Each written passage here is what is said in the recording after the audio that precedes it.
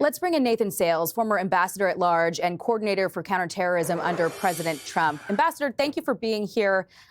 What do we need to hear in your mind from President Biden today? We're awaiting his remarks. Of course, it's on the topic of judicial confirmations, but we're going to monitor that to see if he says anything about this terror attack on the homeland.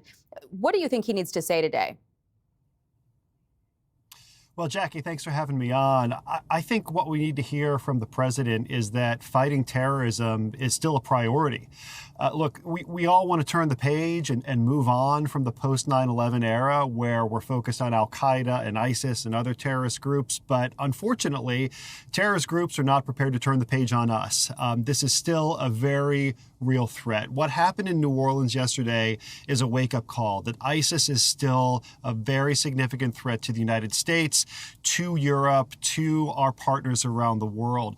Ever since the caliphate fell in Syria and Iraq under the Trump administration, what we've seen is ISIS working to reconstitute itself, rebuild its networks. And so they're very active in places like Afghanistan, Pakistan. We've seen attacks in Russia, Iran, and now, tragically, an ISIS-linked attack here in the homeland. So what we need to hear from the president is a plan for applying pressure to this group globally so that it can't hurt us here at home.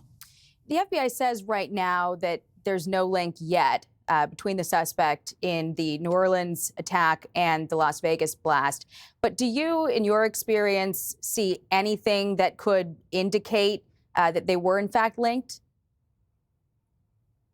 Well, I think that's something that investigators need to take a very hard look at. We've seen reports about a couple of possible coincidences. They both rented their vehicles from the same app.